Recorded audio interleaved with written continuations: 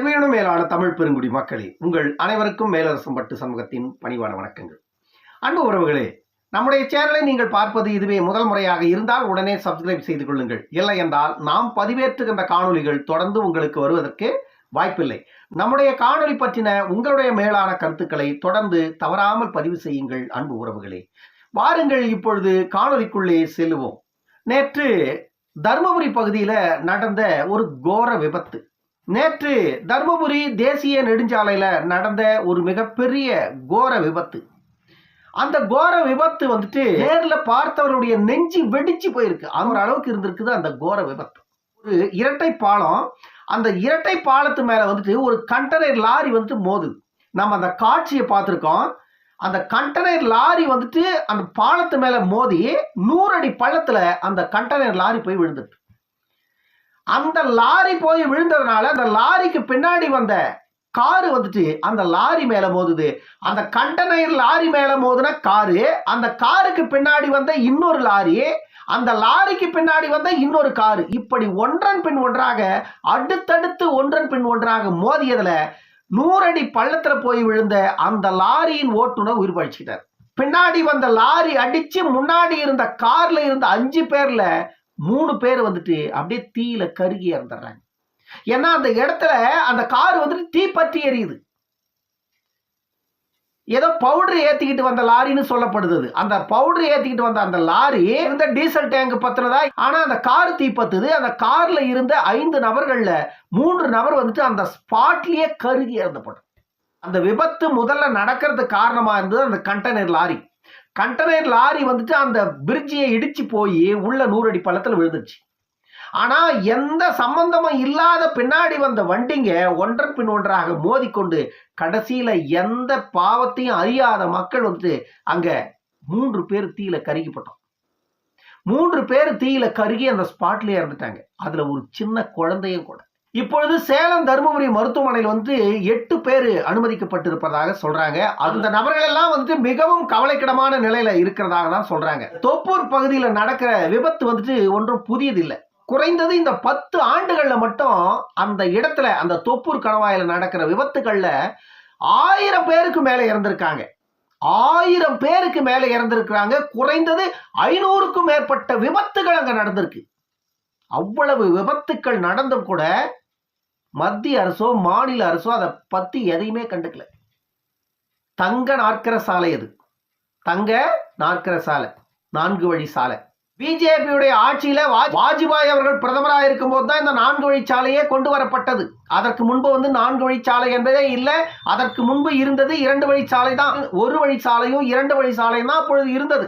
வாஜ்பாய் அவர்கள் பிரதமராக மத்தியில் இருந்த பொழுதுதான் இந்த 4 வழி சாலைகள் கொண்டு வரப்பட்டது. கன்னியாகுமரியிலிருந்து காஷ்மீர் வரைக்கும் கொண்டு போனாங்க இந்த 4 வழி சாலையை. அப்படி கொண்டு வரப்பட்ட 4 வழி சாலை எதற்காக கொண்டு வரப்பட்டது அப்படின்னா, அந்த 2 வழி சாலைகள் இருந்தபோது அதிகமான விபத்துக்கள் நடக்குது. இந்த விபத்துக்கள் நடப்பதால லட்சக்கணக்கான மக்கள் ஆண்டுதோறும் இறந்து போறாங்க நெடுஞ்சாலைகள்ல. அதனால வந்துட்டு இந்த விபத்துக்களை குறைக்கிறது முதல்ல இந்த அரசின் திட்டம் அப்படின்னு சொல்லிட்டு தான் மத்திய அரசு வந்துட்டு இந்த 4 வழி சாலைகள் NH4 கொண்டாந்தது. ஆனா இந்த NH4 வந்த பிறகு இன்னைக்கு விபத்துக்கள் குறைஞ்சிருக்குதானா? இல்லை. NH4 வந்த பிறகுதான் விபத்துக்கள் அதிகமாகி இருப்பதாகவே சொல்லப்படுகிறது. இந்த தர்மபுரி தொப்பூர் கணவான்னு சொல்றாங்களே, இந்த இடத்துல மட்டுமே இந்த 10 ஆண்டுகள் 500க்கும் மேற்பட்ட விபத்துக்கள் நடந்திருக்கிறது. 1000க்கும் மேற்பட்ட நபர்கள் உயிரிழந்திருக்காங்க. இவ்வளவு பிரச்சனைகள் நடந்து கொண்டிருக்கின்ற இந்த சாலையில மத்திய மாநில அரசுகள் ஏன் இன்னும் அந்த சாலையின் மீது எந்த ஒரு நடவடிக்கையும் எடுக்கல? மக்கள் விபத்து இல்லாமல் பயணம் செய்வதற்காகத்தான் சாலைகள் அமைக்கப்படுவது. ஒரு காலத்துல இந்த 4 வழி சாலை வருவதற்கு முன்பு 1 வழி பாதை 2 வழி பாதை தான். அந்த 2 வழி பாதையில ஒரு வண்டியை இன்னொரு வண்டி கிராஸ் பண்ணிச்சுன்னா அப்படியே மின்னல் அடிச்ச மாதிரி இருக்கும். ஒரு லாரியே இன்னொரு லாரி கிராஸ் பண்ணிச்சுன்னா அப்படியே மின்னல் அடிச்ச மாதிரி இருக்கும். உள்ள உட்கார்ந்துட்டு இருக்கிறோம், அப்படியே நெஞ்செல்லாம் பதறி போயிடும். அந்த மாதிரி இருந்தது. அதே போல அந்த நேரத்துல 2 பக்கமும் பெரிய அளவுல வந்து மரம், எவ்வளவு மரம், புளிய மரத்திலிருந்து எத்தனையோ மரங்கள். அந்த மரங்கள் எல்லாம் இன்னைக்கு ஒண்ணுமே இல்லை. அப்படி ஆயிரக்கணக்கான லட்சக்கணக்கான மரத்தை இந்த 4 வழி சாலை அமைப்பதற்காக லட்சக்கணக்கான மரங்களை வெட்டி தள்ளியது இந்த மத்திய அரசு. அப்படியெல்லாம் அந்த மரங்களை வெட்டி வீழ்த்தி தான் இந்த 4 வழி சாலையை இந்தியா முழுவதும் கொண்டாந்தாங்க. ஆனால் இந்த 4 வழி சாலை வந்த பிறகு விபத்துக்கள் முற்றிலுமா குறைஞ்சு போச்சானா இல்ல. இப்பதான் விபத்துக்கள் அதிகமா நடக்குது. இன்னைக்குதான் பொதுமக்கள் அதிகமா சாலையில இறக்குறாங்க. இந்த சேலம் தர்மபுரி 4 வழி சாலையில சொல்ல முடியாத விபத்துக்கள் தொடர்ந்து நடந்துட்டு இருக்கு. எத்தனையோ விபத்துக்கள். தொப்பூர்ல நடந்திருக்கிற இந்த விபத்தை பத்தி டாக்டர் அன்புமணி அவர்கள் ஒரு அறிக்கையை வெளியிட்டிருக்காரு. இது வந்துட்டு விபத்து இல்ல, இது மத்திய மாநில அரசுகள் செய்திருக்கின்ற கொலை அப்படின்னு சொல்லியிருக்காரு. இது மத்திய மாநில அரசுகள் செய்திருக்கின்ற கொலை அப்படின்றார். ஏன் அவர் அப்படி குறிப்பிடுறார் அப்படின்னா, ஒரு விபத்து வந்துட்டு ஒரு முறை நடந்துச்சுன்னா இந்த இடத்தில் ஏன் விபத்து நடக்கிறதுன்னு ஆய்வு பண்ணணும் அரசு. நெடுஞ்சாலைத்துறை உடனடியாக ஏன் இந்த இடத்தில் விபத்து நடந்ததுன்னு ஆய்வு பண்ணணும். ஆனா ஒரு முறை நடக்கல விபத்து, 500க்கும் மேற்பட்ட விபத்துக்கள் இந்த 10 ஆண்டுகள் நடந்திருக்கு அந்த தொப்பூர் கணவாயில. அவ்வளவு பெரிய விபத்து நடக்கிற அந்த ரோட்டை சீர்படுத்துவதற்கான வேலையை ஏன் இன்னும் நெடுஞ்சாலைத்துறை கையில் எடுக்கவில்லை?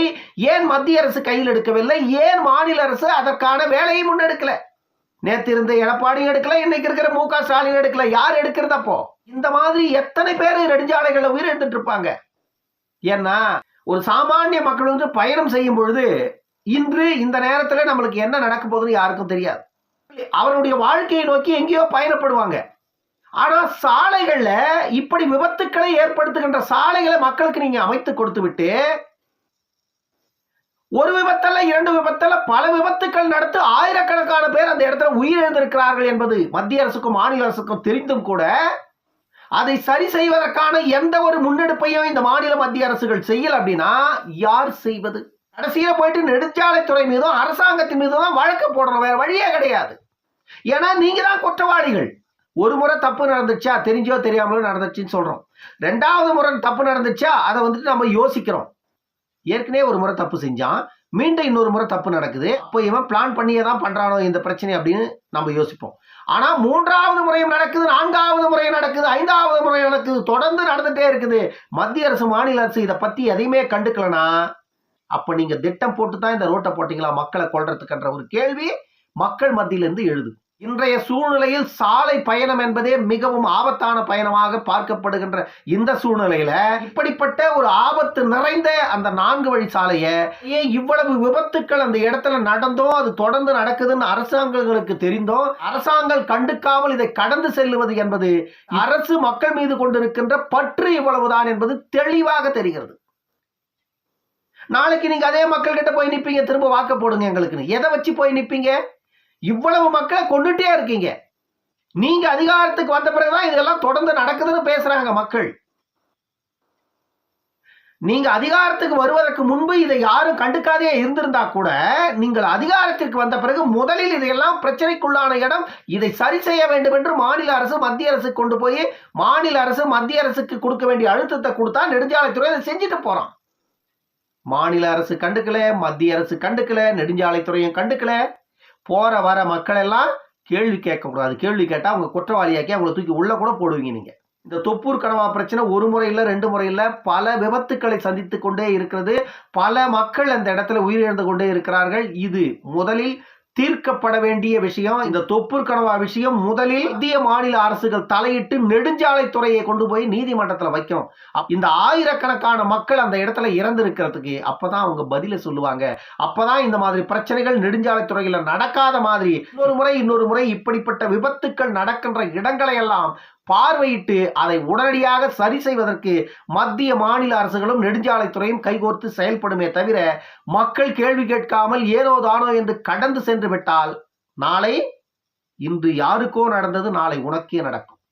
அப்பொழுது யார் உனக்காக கேள்வி கேட்பார்கள்? நீயே இருக்க மாட்டே. இன்றே அதை கேள்வி கேளுங்கள். நீங்கள் இருக்கும் பொழுதே கேள்வி கேளுங்கள். நீங்கள் இருக்கும் பொழுதே அதை சரி செய்யுங்கள். அப்பொழுதுதான் நாளை உன் பிள்ளை அந்த பாதையிலே தைரியமாக பயணம் செய்ய முடியும். இன்னொரு காணொளியில் சந்திக்கும் வரை உங்களிடமிருந்து விடைபெற்றுக் கொள்வது மேலரசம்பட்டு சண்முகம். நன்றி, வணக்கம் அன்பு உறவுகளே.